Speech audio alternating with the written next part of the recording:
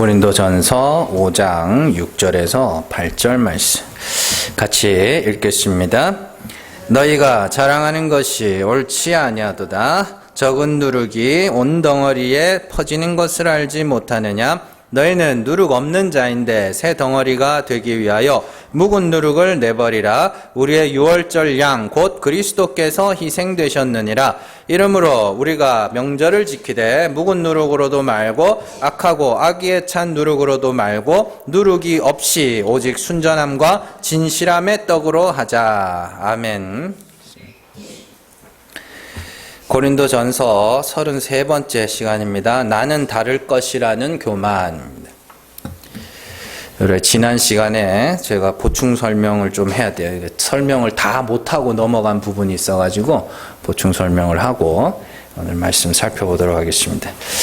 지난 시간에 바울이 자신의 영이 고린도 교회 성도들과 함께 있다, 그런 말을 하죠. 그래서 내가 실로 몸으로는 떠나 있으나 영으로는 함께 있어서 거기 있는 것 같이 이런 일을 행한 자를 이미 판단하였다. 내가 몸은 떠나 있지만 영은 같이 있다. 그래서 바울이 저 어딘가에서 이렇게 탁 해가지고 유체 이탈을 해가지고 영이 휙 해가지고 고린도까지 가가지고 거기서 뭐 회의를 하고, 그런 말이 아니라 영이라 그러면 뭐예요? 말이죠. 진리의 말.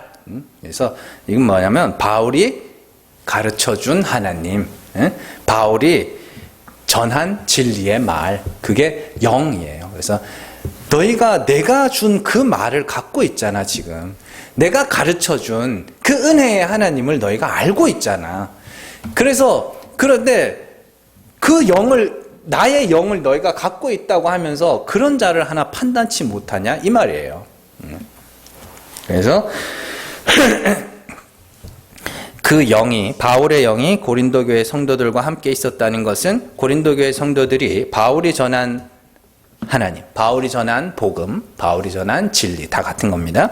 그것을 알고 있었다는 말이야. 또한 예수의 능력으로, 이렇게 돼 있죠. 예수의 능력으로 이런 자를 사탄에게 내어줬으니, 이렇게 돼 있죠. 예수의 능력으로 이렇게 해가지고 예수님의 능력으로 사탄에게 그들을 내어줬다, 그게 아니라 예수의 능력 안에서 그들을 사탄에게 내어주었다, 이렇게 이야기합니다.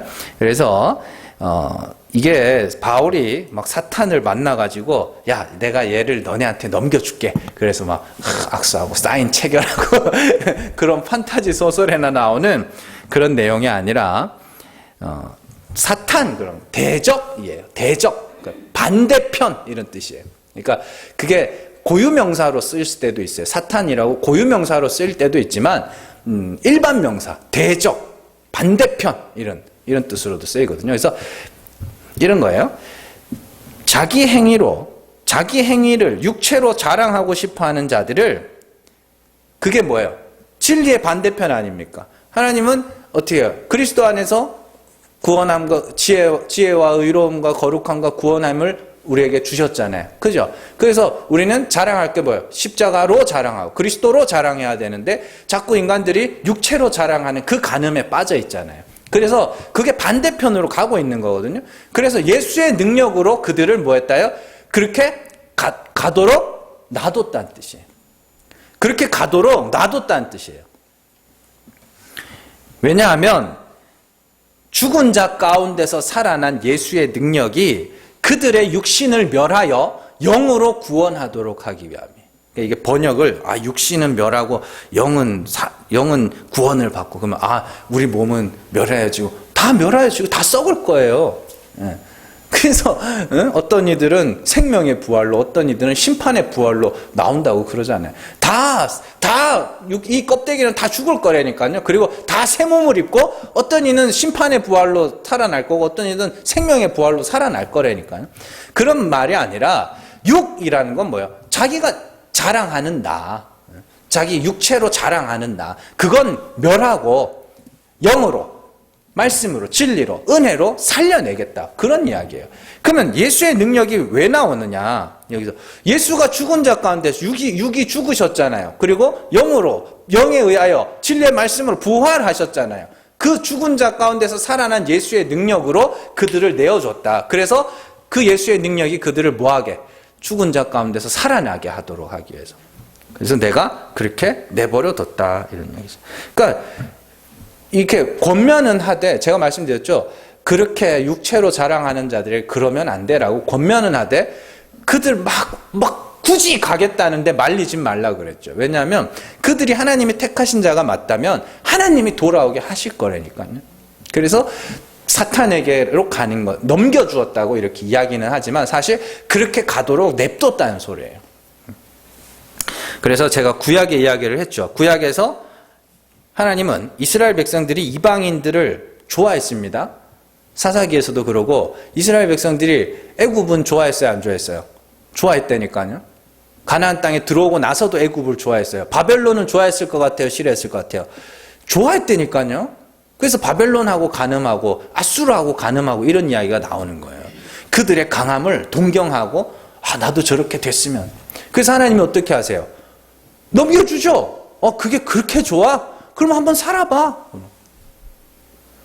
내 아내인데, 하나님이 그러잖아요. 내 아내인데, 이스라엘은 내 아내잖아요. 하나님의 아내들인데 자꾸 얘네들이 어떻게 해요? 다른 남자를 좋아하는 거예요.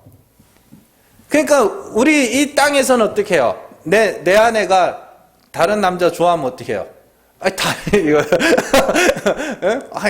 못 만나요. 두드려 패서라도 붙잡아 놓겠죠. 기둥불에 묶어놔서라도. 근데 하나님은 어떻게 하냐면, 가서 한번 살아봐. 가서 그 사람이 네가 좋아할 만한 사람인지 한번 살아봐. 그게 호세아서 이야기예요. 그래서 바울이 그런 이야기를 하고 있는 거예요. 자꾸 육체로 자랑하고 싶어하고 자꾸 그렇게 엉뚱한 방향으로 가? 그러면 냅둬봐. 하나님이 택하신 자면 반드시 돌아오게 하실 거야. 그게 육은 멸하고 영은 그리스도 예수의 날에 구원을 얻게 하는 그 이야기라니까요, 이게. 자, 해서 쉬운 예로 기어다니는 아이가 요즘에는 물 끓여 먹는 집 잘 없죠? 네, 다 생수 사 먹고 막 그러더만요. 네. 그래서 펄펄 끓는 주전자를 자꾸 만질라 그래요. 가지 말라 계속 갈라 그래요. 그러면 어떻게 해야 돼요? 이렇게 손 짚고 가가지고 이렇게 탁 이렇게 탁 되게 하죠. 그러면 뜨거워가지고 다시는 안 갈라 그런다고요. 그거 하는 거예요, 지금. 사도 바울이 이야기하는 게 그런 이야기예요. 자꾸 그렇게 육체로 자랑하는 영적 간음에 빠져 있어? 그럼 한번 냅둬봐. 그렇게 하도록. 하나님이 다시는 그 짓 못하게 만드실 거야. 그런 이야기예요. 참. 그래서 여러분들 인간의 추억이라는 것은요, 굉장히 많이 왜곡되어 있습니다. 여러분들의 추억이라는 건 여러분들이 기억하고 싶은 것만 기억합니다. 좋은 기억이든 나쁜 기억이든 기억하고 싶은 것만 기억해요. 그래서 추억을 회상할 때 사람들이 자꾸 하는 말이 뭐냐면, 그때가 좋았지, 이런 말이거든요. 그때가 좋았지. 그래서 그 시절로 돌아가고 싶냐고, 진짜로 그 시절로 돌아가고 싶냐고 그러면 별로. 그래서 참 요즘에 살기가 각박한 게 뭐냐면, 여러분들 요즘에 드라마나 만화나 이런 거 있잖아요. 소설이나 이런 거 자꾸 보면은 자꾸 회귀물이 자꾸 나와요. 회귀물이 뭐냐면 과거로 돌아가서 자꾸 역사를 바꾸고 하는 그런, 그게 뭐냐면 지금 특히 이제 20대, 30대 청년들이 살기가 너무 팍팍하다는 증거예요, 그게. 현실이 너무 불만족이에요. 그러니까 그 과거로 돌아가서 과거의 어느 시점부터 다시 시작했으면 지금의 이런 삶은 안 살 텐데, 그런 마음이 자꾸만 그 과거 회귀물을 자꾸 만들거든요. 그래서 저도 이제 그런 거 보다가 생각을 해봤어요. 타임머신이 있다면 어떤 시점으로 돌아갔으면 좋을까? 내가 언제로 돌아갔으면 좋을까라는 생각을 해본 적이 있어요. 근데 안 돌아가요. 안 돌아가고, 진짜 안 돌아가고 싶어요. 그러니까 지금이 만족스럽고 좋아서가 아니라 곰곰이 생각해 보면 다시 돌아가면 다시 겪어야 할 게 있거든요. 다시 또 겪어야 할 게 있고 다시 해야 될 게 있고. 그래서 뭐 고3으로 돌아가면 인생을 바꿀 수 있으나 고3에 그 공부를 또 해야 돼 그걸? 예? 대학교 때 그 짓을 또 해야 돼? 아니 나 싫어요 그게. 그러니까 돈이라는 거 하나만 보고 이야기를 하니까 그때로 돌아가면 뭐 어디 저 분당이나 성남이나 그런 데 땅 사놨으면 부자가 됐어요. 얘 돈 하나만 보니까 그런 생각하지 돈 외에 다른 것들을 보면요 겪어야 할 게 어마어마하게 많다니까요. 군대를 다시 가? 아예 아니요. 그렇다니까요. 근데 이상하게 인간들이 신앙생활은 되돌아가고 싶어하는 사람들이 있다. 바울 시대에 그런 사람들이 있었다. 그런 이야기예요.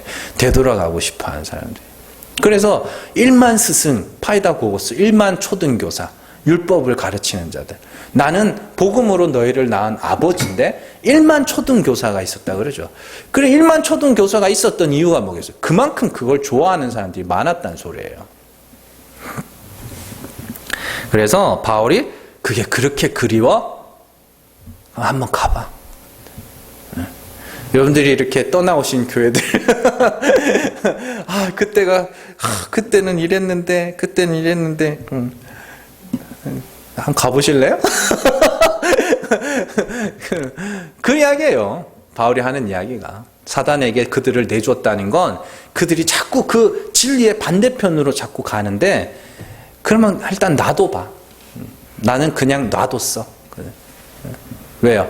하나님이 택하신 자면 반드시 육을 멸하여 영으로 살릴 거기 때문에 그런 이야기입니다.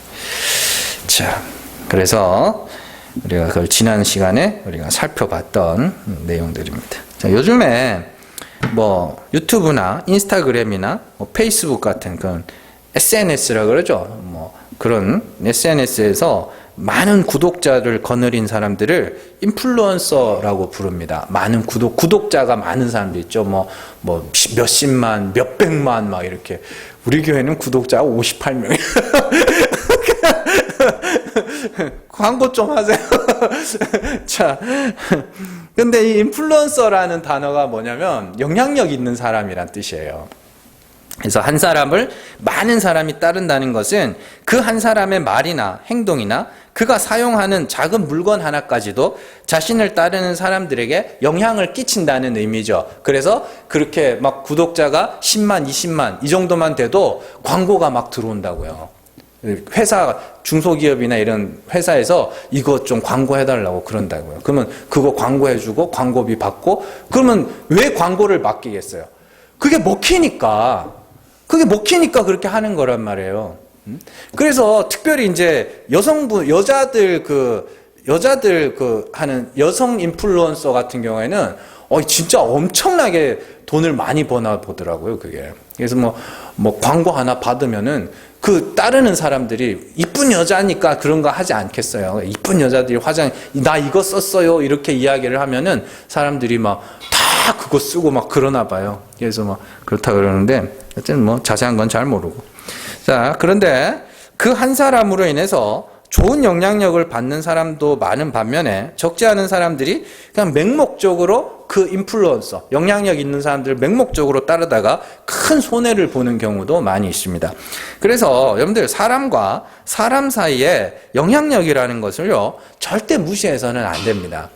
그래서 은연중에 우리도 서로 영향을 은연중에 받고 있습니다. 근데 의도치 않아요. 의도치 않았는데 은연중에 영향을 받는다고 이렇게 보고 저 이쁘네 하면 나도 괜히 한번 이렇게 해보기도 하고 저 사람의 말투가 참 듣기 좋네 그러면서 내가 그 말투를 따라하기도 하고 그게 다 서로 영향을 주고받는 거예요. 그걸 또 욕을 하면서도 닮아가는 그게 있어요. 예, 근데 욕하면서 닮아가는 게 아니고 닮았기 때문에 욕하는 겁니다.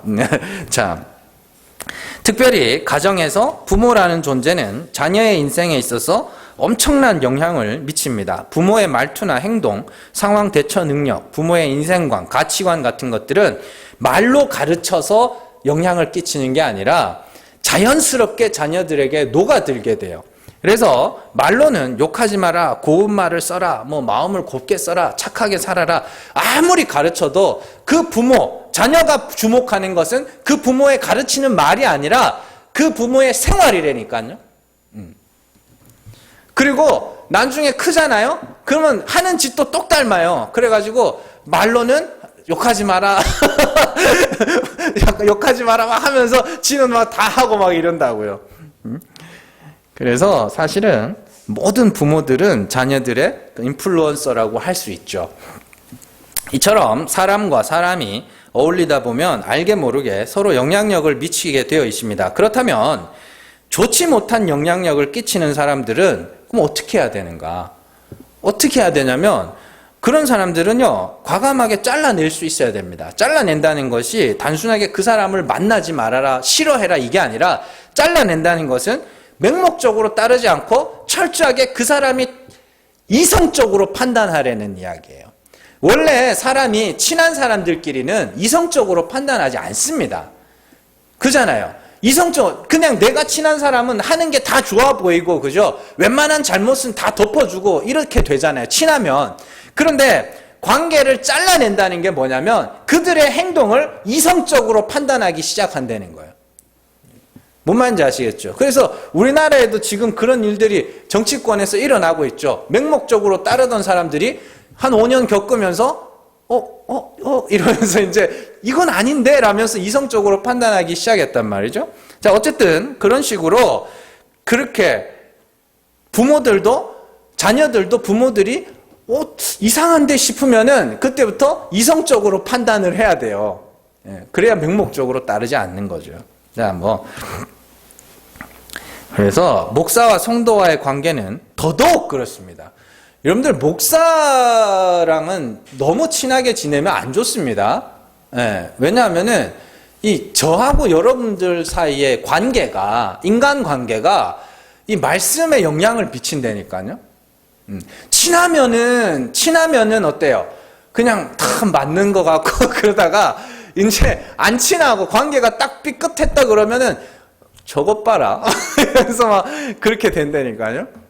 그러니까 너무 친하면 안 돼요. 제가 그렇다고 막 밀어내고 그러라는 건 아닌데 사도 바울이 정확하게 이야기를 하죠. 말씀을 듣고 어떻게 하라고요? 성경을 통하여서 그게 진짜 그러한가 상고하여 보라고.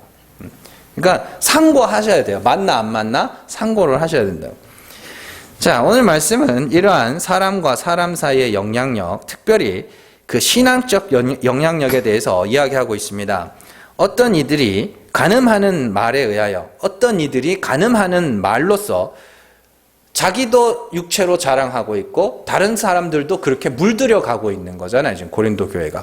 그런데 이상하게 그들의 말이 점점 퍼져나가는 거예요. 그래서 바울은 작은 누룩이 온 덩어리에 퍼질 수 있으니 물은 누룩을 내버리라 그렇게 이야기를 합니다. 단순히 사람을 잘라내라는 의미가 아니라 그랬습니다. 그 5장 11절 한번 보세요. 잘라내는 게 뭔지 나와요.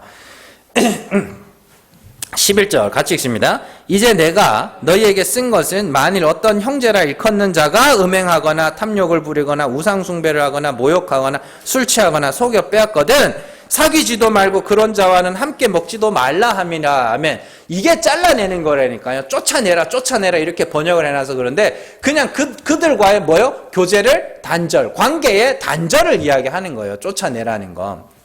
물들지 말아라. 이성적으로 판단해라. 그런 이야기예요.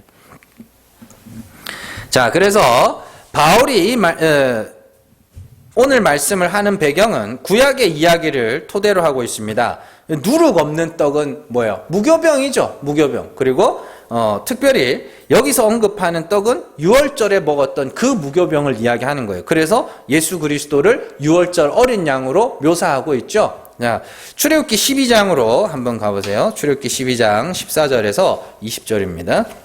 같이 읽습니다. 너희는 이 날을 기념하여 여호와의 절기를 삼아 영원한 규례로 대대로 지킬지니라. 너희는 이래 동안 무교병을 먹을지니 그 첫날에 누룩을 너희 집에서 제하라. 무릇 첫날부터 일곱째 날까지 무교병을 먹는 자는 이스라엘에서 끊어지리라. 너희에게 첫날에도 성회요 일곱째 날에도 성회가 되리니 너희는 이 두 날에는 아무 일도 하지 말고 각자의 먹을 것만 갖출 것이라. 너희는 무교절을 지키라. 이날에 내가 너희 군대를 애굽 땅에서 인도하여 내었음이니라. 그러므로 너희가 영원한 규례로 삼아 대대로 이 날을 지킬지니라. 첫째 날 그 달 열 나흔 날 저녁부터 21일 저녁까지 너희는 무교병을 먹을 것이요 이래 동안은 누룩이 너희 집에서 발견되지 아니하도록 하라. 무릇 유교물을 먹는 자는 타국인이든지 본국에서 난 자든지 막론하고 이스라엘 회중에서 끊어지리니 너희는 아무 유교물이든지 먹지 말고 너희 모든 유하는 곳에서 무교병을 먹을지니라. 아멘. 자, 하나님은 15절에서 15절 그리고 19절에서 반복해서 누룩을 먹는 자, 유교병, 누룩을 먹는 자는 이스라엘에서 끊어질 것이다 이렇게 이야기를 합니다. 그러면 왜 유교병, 누룩을 먹는 자들은 이스라엘에서 끊어지는가? 17절이 제일 중요해요. 17절 너희는 무교절을 지키라. 이날에 내가 너희 군대를 애굽 땅에서 인도하여 내었습니다. 뭔 말인지 아시겠어요? 내가 구원하였어. 그걸 아는 자들을 무교병이라고 하는 거고, 그런데 내가 하나님이 구원하셨는데 마치 자기가 뭔가 특별해서 구원받은 것인 양 자기를 자랑하는 자들을 누룩을 먹은 자라고 이야기를 하는 거예요. 그러니까 이런 말, 이게 참 중요한 말씀인데 이런 것들을 잘 안 가르쳐 주니까 내가 구원하였어. 이스라엘 백성들이 뭔가 특별한 일을 해서 혹은 그들이 하나님께 잘 보여서 혹은 그들 스스로의 노력에 의해서 애굽에서 건져진 것이 아니라 하나님이 이스라엘을 건지셨음을 기억하도록 하기 위해서 무교병을 먹으라 이렇게 이야기를 한 거예요. 그리고 하나님께서 이스라엘을 애굽에서 건져내기 위해서 하신 일이 뭐예요? 유월절 양을 죽이는 일이죠. 그래서 그 피가 뿌려진 집에 심판이 넘어감으로써 그들이 하나님의 심판에서 벗어나게 되는 그런 이야기란 말이죠. 자, 그러면 이스라엘 백성들은 하나님이 유월절 어린 양을 통하여 자신들을 구원하였음을 알아야 되는 거죠. 자기들이 뭔가 특별한 게 아니기 때문에. 그래서 무교병을 먹으면서 이 맛없는 떡 그죠? 이 맛없는 떡 먹으면서 하나님이 어린 양의 피로 우리를 구원하셨구나를 배우고 확인하는 게 유월절에 있는 그 규례였단 말이에요. 그래서 이스라엘 백성들은 무교절 기간에는 절대로 누룩을 먹지 말아라. 무교절이라는 절기를 통해서 하나님이 어린 양의 피로 말미암아 우리를 거룩하게 구별하셨음을 기억하려는 거예요. 이 구약의 말씀을 오늘 바울이 해석해주고 있는 겁니다. 누룩이라는 게 뭐예요? 자랑하게 하는 말이에요. 자랑하게 하는, 육체로 자랑하게 하는 말. 이스라엘 백성들이 유월절에 먹였던 그 무교병은 의미 없는 음식이 아니라 바로 너희들이다. 그러니까 무교병이 곧 뭐란 소리예요? 이스라엘이라는 소리예요. 그리고 신약에 오면 무교병이 곧 뭐예요? 영적 이스라엘인 교회라는 소리예요. 그리고 누룩이 상징하는 것은 뭐예요? 너희들의 자랑이야. 자랑하게 하는 말, 율법의 말, 비진리의 말, 그런 거 있잖아요. 그러면 유교병을 먹는 자는 어떻게 된다 그래요? 반드시 끊어질 거라 그래요. 그럼 그런 일이 있으면 안 되잖아요. 그러면 이 땅에서 뭐가 누룩이 제하여지는 일들이 있어야 될 거 아닙니까? 내 육체의 자랑들이 어떻게 삭제되는 일이 있어야 될 거 아닙니까? 그래서 사도 바울이 성전 짓는 것을 건축하는 이야기를 하면서 뭐라 그래요? 하나님이 불로써 그 공적을 나타내실 거라 그래요. 다 태울 거라 그래요. 그래서 겨우 불 가운데서 구원받은 것처럼 겨우 구원받아서 야, 하나님이 구원하셨네요. 이렇게 되는 거예요. 그게 무교병들이라니까.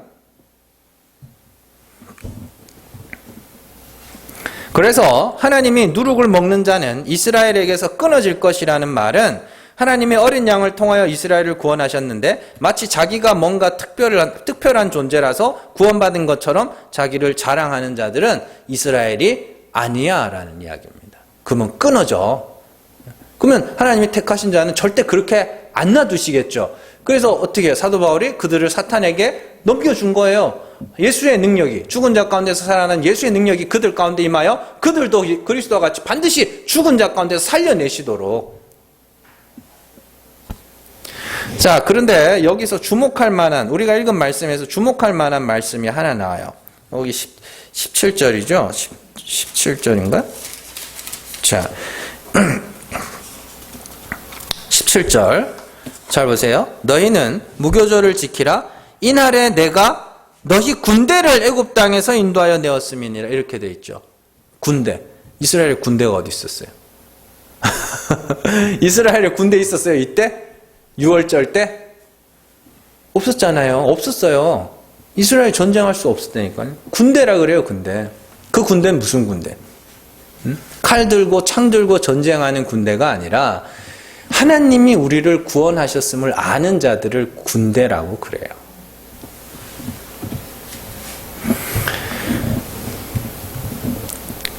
하나님의 은혜만을 전적으로 의존하는, 자기의 능력이 완전히 삭제되고 오롯이 하나님께로만 그 마음이 향한 자들을 하나님의 군대라고 해요.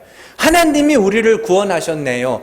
그 하나님의 군대들이 바로 무교병들이란 소리입니다. 그래서 진짜 하나님의 군대가 어떤 군대인지를 보여주는 것이 길갈의 할례 사건이었잖아요. 그래서 하나님이 광야 40년 동안 너희 군사를 다 죽였다 이야기를 하죠. 그러면서 할례를 행하는데 되게 재미있는 게 그때 할례 받은 날이 6월절이에요. 한번 가보세요. 여호수아 5장으로 한번 가보세요. 여호수아 5장 4절에서 5절입니다. 자, 같이 읽습니다. 여호수아가 할례를 시행한 까닭은 이것이니 애굽에서 나온 모든 백성 중 남자 곧 모든 군사는 애굽에서 나온 후 광야길에서 죽었는데 그 나온 백성은 다 할례를 받았으나 다만 애굽에서 나온 후 광야길에서 난 자는 할례를 받지 못하였음이라. 아멘. 9절에서 11절 9절에서 11절 같이 읽습니다. 여호와께서 여호수아에게 이르시되 내가 오늘 애굽의 수치를 너희에게서 떠나가게 하였다 하셨으므로 그곳 이름을 오늘까지 길갈이라 하느니라. 또 이스라엘 자손들이 길갈에 진쳤고 그달 14일 저녁에는 여리고 평지에서 유월절을 지켰으며 유월절 이튿날에 그 땅의 소산물을 먹되 그날에 무교병과 볶은 곡식을 먹었더라. 아멘. 그러면 잘 보세요. 이스라엘이 출애굽할 때도 6월절로 시작해서 길갈에 입성할 때도 뭐예요? 6월절로 끝나는 거예요. 그리고 이제 정복 전쟁이 펼쳐지는 거거든요. 그러니까 6월절 사건에서 하나님이 이스라엘을 군대라 부르시고 그리고 무교병을 먹고 누룩을 먹지 말라고 하셨습니다. 그리고 광야 40년을 지낸 후 동일하게 군대의 이야기가 나요. 그럼 뭐가 달라졌어요? 군사들이, 전쟁할 수 있는 군사들이 광야에서 다 죽었어요. 그래서 완전하게 하나님의 은혜만을 바라볼 수밖에 없는, 전쟁이라고는 해본 적이 없는 그런 자들만 딱 있는데 그들이 하나님의 군사들. 왜요? 하나님이 그들을 앞서 싸워 주셔야만 이길 수 있기 때문에, 전적으로 하나님만 바라봐야 되는 상황이기 때문에 그들을 군대라고 하는 거예요. 무교병들이에요. 그게 무교병들이라고요. 군사가 없는 군대. 뭔 말인지, 싸울 줄 아는 군사가 하나도 없는 군대. 그게 하나님의 군대라니까요. 그들이 무교병들이라니까요. 자랑이 아무것도 없는 자, 자기의 불가능함을 너무 잘 알아서 하나님의 은혜가 아니면 난 아무것도 아님을 너무 잘 아는 자, 그들이 하나님의 군대라니까요. 그래서 성경이 하나님을 부를 때 뭐라고 불러요? 만군의 여호와, 만군의 주시여, 이런 말.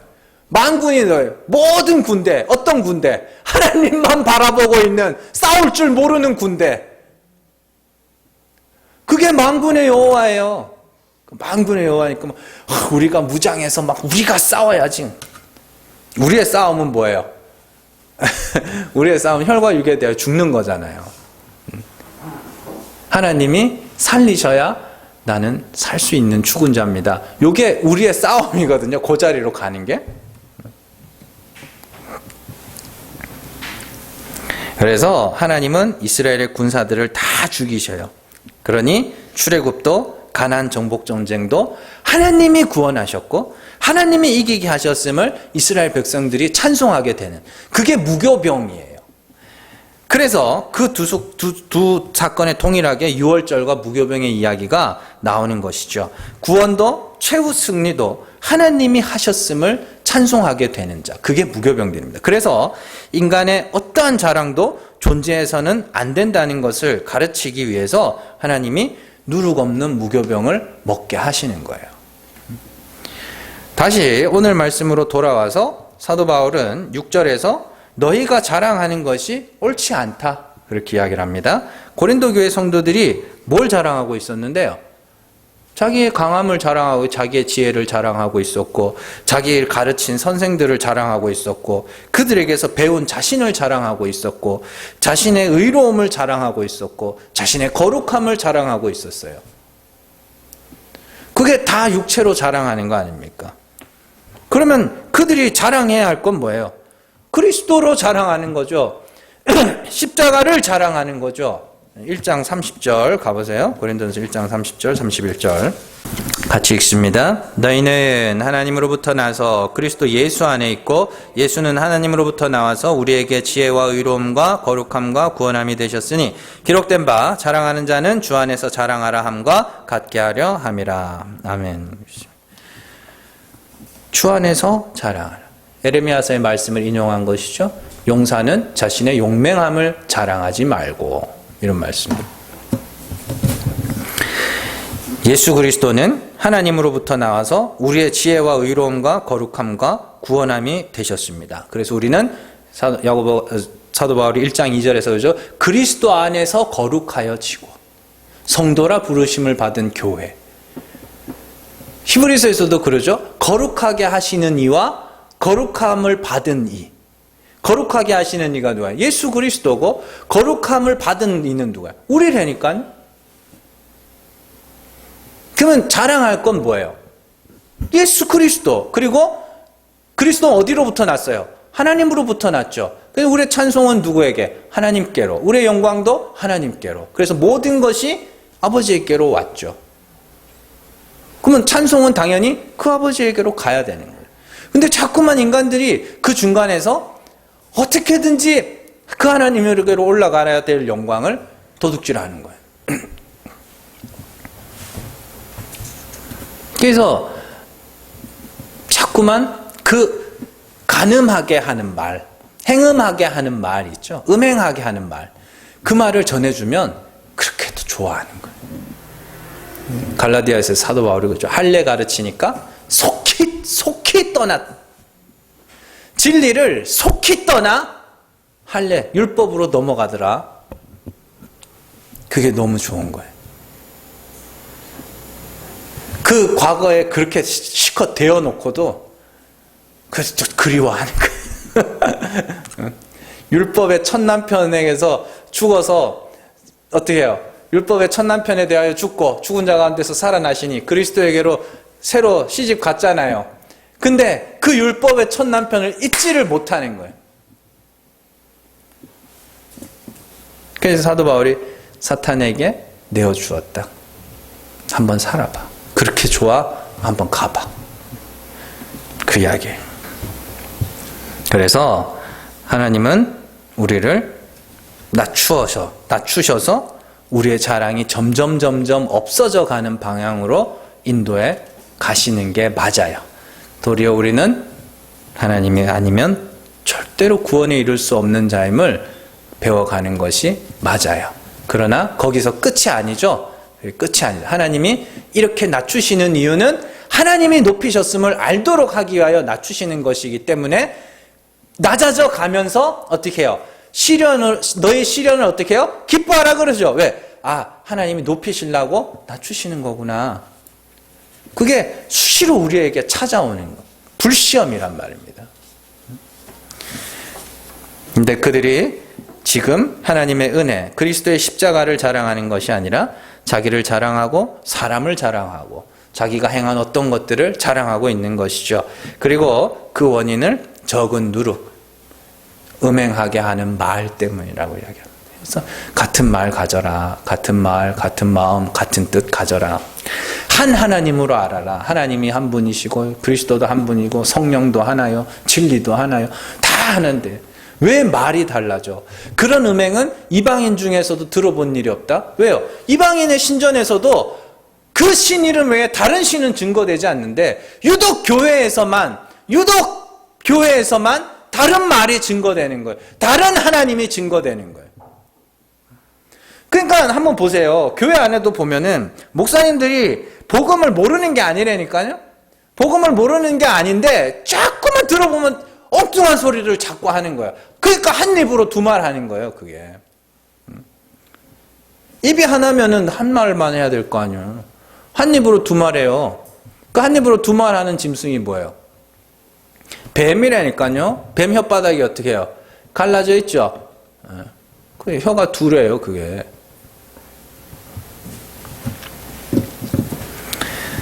자, 어떤 이들이 음행하게 하는 말을 가르쳐 성도들이 그 말로 인하여 자꾸만 육체로 자랑하는 방향으로 흘러가게 되더라. 그런 이야기죠. 그러면서 그런 자들을 끊어내라. 끊어내라니까 내쫓아라. 막 단순히 그런 이야기가 아니라 그런 자들과는 이런 신앙생활에 대한 이야기 같은 거 하지 말라는 이야기예요. 그러면서 너희는 그리스도로 말미암아 거룩하여진 누룩 없는 떡인데 어찌하여 누룩에 의하여 변질되어 가고 있냐? 이렇게 이야기를 하는 겁니다. 그리고 바울은 두 가지 누룩을 설명하고 있습니다. 이 말씀이 이제 되게 중요한 거예요. 묵은 누룩이라는 것은 그리스도 외에 다른 육체의 행위들을 자랑하면서 서로 분쟁하고 누가 크냐 다투고 있는 그런 우리가 지금까지 살펴본 그런 종류의 누룩입니다. 그리고 또 하나의 누룩이 나오는데 악하고 악의에 찬 누룩이에요. 인간들은요, 자기 행위를 근거로 자신이 더 신령하고 경건한 자가 잘하고 자랑하는 자가 있는 반면에 은혜를 이야기하면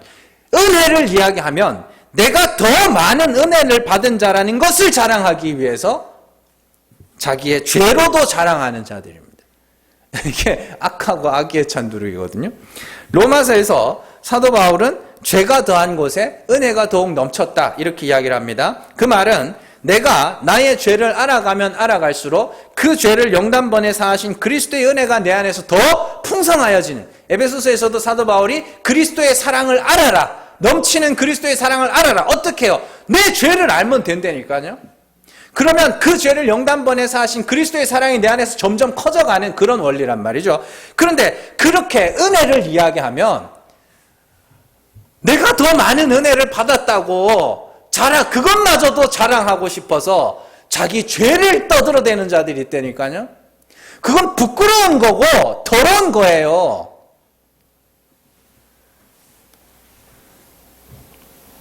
여러분들, 그 상황에서도 성도의 자랑은 그 많은 죄를 사하신 예수 그리스도여야 하는 것이지, 죄 많은 나, 그래서 더 많은 은혜를 받은 나가 되어서는 안 된다니까요.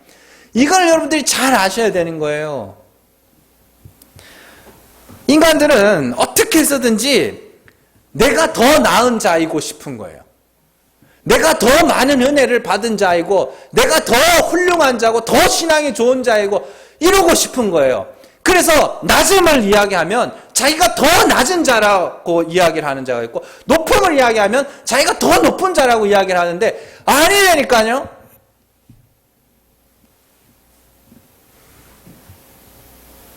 우리의 죄는, 여러분들의 죄는 궁금하지도 않고 별로 듣고 싶지도 않아요. 왜냐하면 자꾸 그 사람이 자기 허물을 말로 떠들어대면 어떤 생각이 드냐면 무시하게 돼요. 네. 내가 옛날에 손버릇이 나빠서 막 도둑질 많이 하던 사람이에요. 그럼 이제 그 다음부터는 뭐 없어지면 어떻게 돼? 괜히 가가지고 혹시 봤어? 이러면 또 막 딜이 상처받아가지고 감당하지도 못할 거는 말도 하지 마세요. 그냥 나는 참 죄가 많은 사람인데 야, 예수님이 다 사해 주셨댄다, 이 정도로 하시면 돼요. 여러분들이 무슨 죄를 얼마나 구체적으로 지었는지는 별로 안 궁금해요. 문제는 그런 자랑마저도 누룩이 되어서 퍼져나간다는 사실이죠. 어떤 곳에서는 나는 하나님을 위해서 이렇게 많은 일들을 하였고 이렇게 경건하고 신실하게 살았다고 서로서로 자랑하는 반면에 어떤 곳에서는 나는 이렇게 죄 많은 사람이라는 것을 서로서로 자랑하고 있는 거예요. 이 사람이 한 사람만 있어도 그 주변의 사람들이 다 물들어가요. 또 심지어. 그러니까 그런 누룩들마저도 퍼져나가.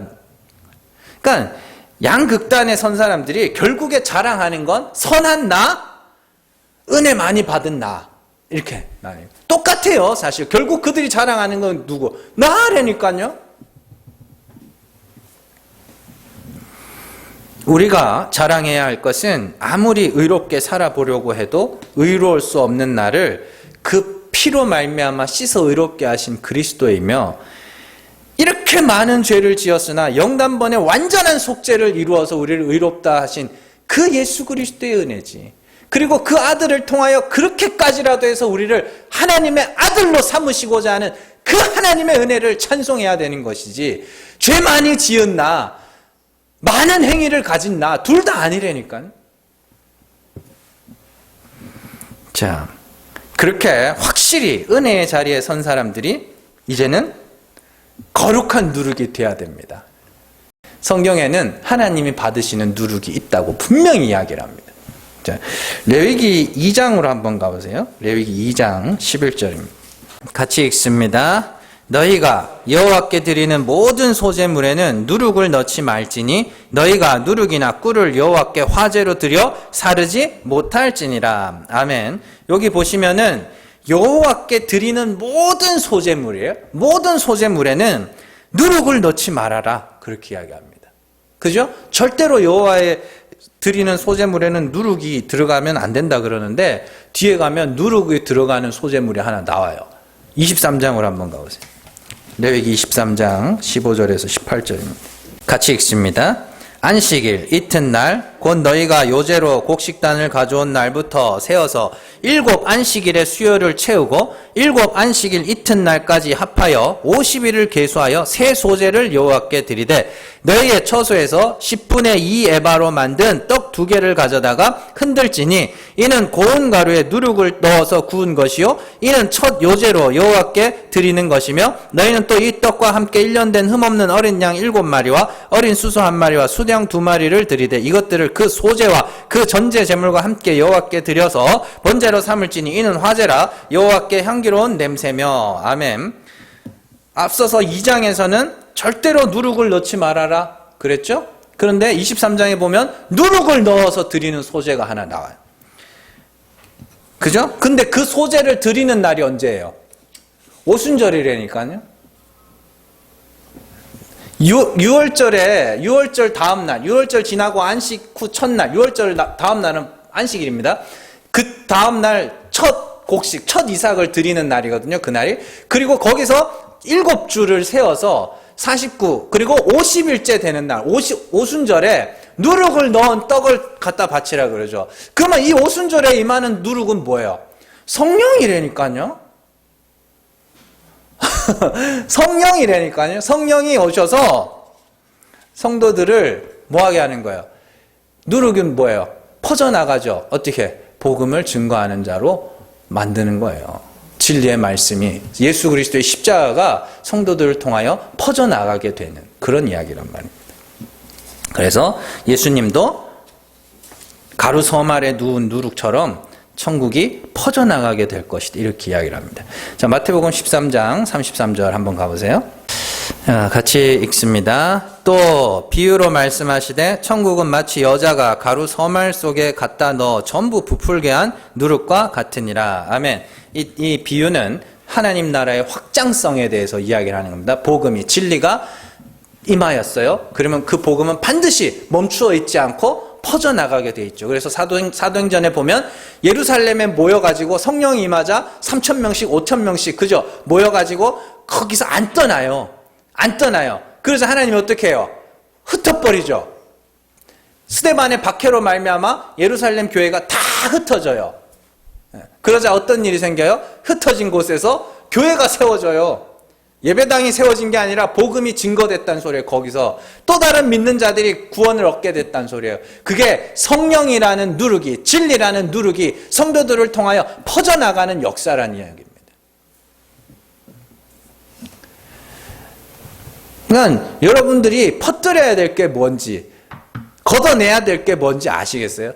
진리의 말, 예수 그리스도로 말미암아 죄사함 받은 주의 백성들이 구원받아서 하나님의 은혜의 영광을 찬송하게 되는 것이 하나님이 우리를 향한 계획이고 하나님 우리를 향한 선하시고 아름다운 뜻이다. 그걸 알게 된 자들이 그 하나님의 어떠한 분인지, 그리스도가 어떠한 분인지를 나타내고 증거하며 살아가는 그 누룩은 퍼져야 되는 것이고, 우리가 잘라내야 되는 묵은 누룩, 악하고 악에 찬 누룩은 뭐예요? 육체로 자랑하게 만드는 말, 그리고 그 말을 하는 자, 그건 쳐내야 되는 거예요.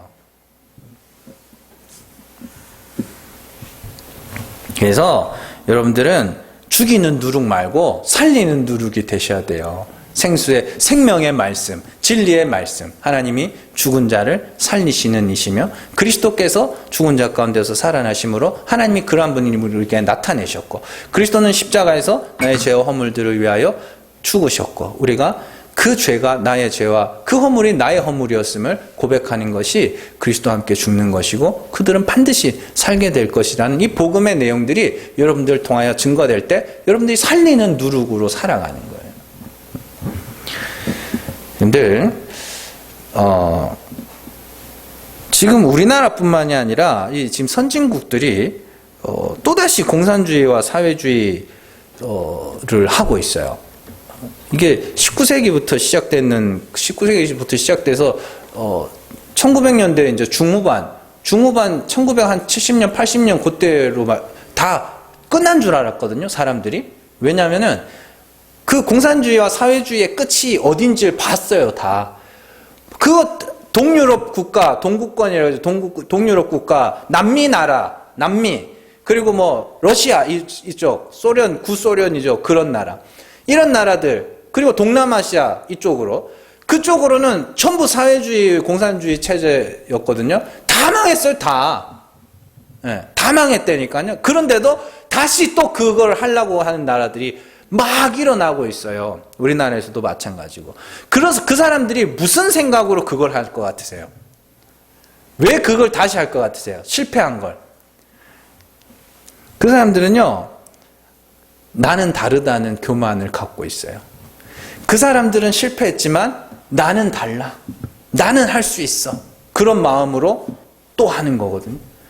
그러니까 나는 달라라는 그 마음으로 시작해서 또 사람들 죽어나갑니다. 자, 여러분들, 나는 다르다는 생각 하지 마세요. 절대로 하지 마세요. 누군가가 육체로 자랑하는 말, 교묘하게 우리를 자꾸만 육체로 자랑하게 만드는 그런 누룩들을 우리에게 이렇게 던져줄 때 나는 달라, 그런 생각하지 마세요. 잘라내야 돼요. 잘라낸다는 게 다시는 안 보겠다는 게 아니라 그런 이야기 하지 말고 다른 이야기 하자. 잘라내셔야 돼요.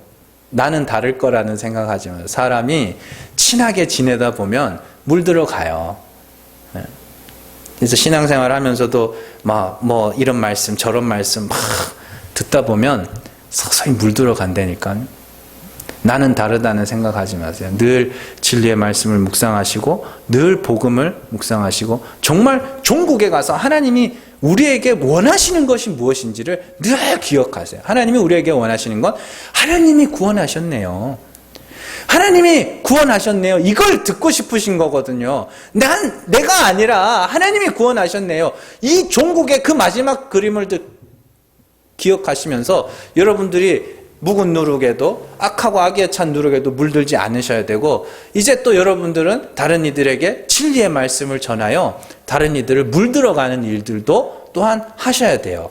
여러분들이 잘 기억하시고 끊어내야 될 것이 무엇인지, 퍼뜨려야 할 것이 무엇인지를 잘 기억하시고 여러분들의 사명 잘 감당하면서 믿음 지키면서 살아가는 저여러분들 되시기를 주님의 이름으로 축원합니다. 기도하겠습니다.